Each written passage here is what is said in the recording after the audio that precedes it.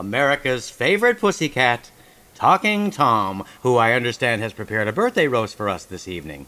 And quite frankly, I'm not sure if I'm ready for this. Welcome, Tom. How goes it tonight, my furry friend? Actually, Eduardo, I'm still recovering. Recovering? From what? From what I did. As a result, I'd like to offer all your listeners a word of warning. Never, under any circumstances, take a sleeping pill and a laxative on the same night. Oh, my God, Tom, you didn't. I wish I could agree with you. My goodness. Well, I guess you learned the hard way that that's a pretty crappy idea, right? Eduardo, do me a favor, okay? Leave the jokes to me. Oh, okay. So tell me, how does it feel to be approaching 100? 100? Come on, now, cut that out. Oh, sorry.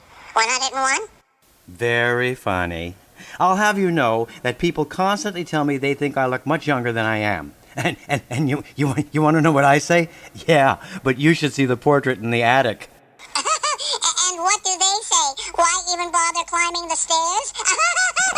You know something, Tom? Oh, come on. You are so old your ears must be ringing. My ears ringing from what? The Big Bang. Ha, ha, ha. Actually, I don't need you to remind me of my age, Tom. Oh, that's right. I forgot. Your bladder does it for you. Go ahead, make fun of my age all you want. It doesn't bother me in the slightest because just yesterday somebody told me they thought I looked 50. Oh, yeah. I remember him. That old guy that named his cane after his dog. I'm going to ignore that. And well, you should. Tell me something. When you attended school, history wasn't a subject yet, was it? Yes, history was a subject, Tom, and it's also what you're going to be if you keep this up. Oh, my. Then it's true. They get nasty when they get old, don't they? At your age, Eduardo, do you know the kind of future you can expect? No, Tom, what kind of future can I expect? A very short one. Oh, stop it, Tom. I keep telling you I am not old. Oh, really? Then how about the day I told you to act your age and you almost died? Stop it. And, how about the time we went to that antique auction and the people started to bid on you? I said stop it. Not everybody has to know about that. Oh, I'm sorry, I forgot. You want to know when I began to realize you were getting old, Eduardo? When your hair started to turn from gray to brown. Yeah. All I can say is, if wrinkled was one of the things you wanted to be when you grew up, congratulations. You know, I really don't need to stand here and take this abuse. Then leave. But before you do, I've been meaning to ask, how is sex at your age? It must be like trying to shoot pool with a rope. Let's leave my sex life out of this, okay? What sex life? Yeah, another thing. Are you on Medicare yet? I'm too young for Medicare. Yeah, right. And too old for broads to care. Age is only a number, Tom. That's very true. Except in your case, telephone numbers are shorter. For your information, I still consider myself middle-aged. And you're absolutely right, since middle age is when your age starts to show around your middle. And Lord knows that's true. By the way, remember the time you were barefoot and I complimented you on your alligator shoes? You did no such thing. If you don't think you're getting old, how come your back goes out more than you do? All right, I give up. I suppose I should just sit back and take it. As a matter of fact, Eduardo, while I finish up my roast, why don't you go over there and take a seat? Okay, if that's what you want. But be kind, okay?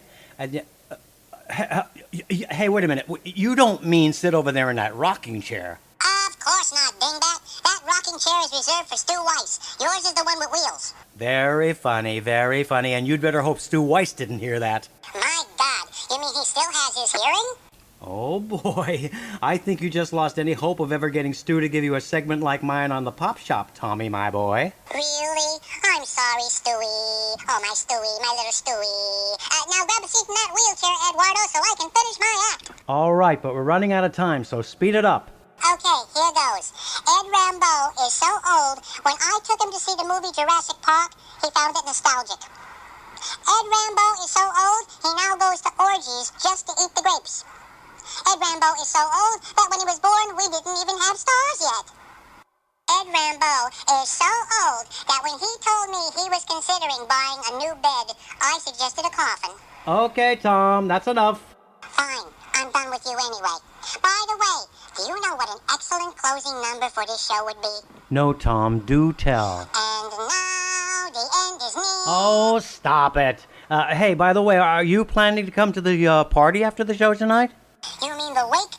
Wouldn't miss it for the world. Oh, you're just a riot a minute, aren't you? And to be quite honest, you little furball, I hope we can remain friends after this. I will always be your friend, Eduardo. Aw, Tommy. As a matter of fact, you are such a good friend that if we were on a sinking ship together and there was only one life jacket, I would miss you heaps and think of you often.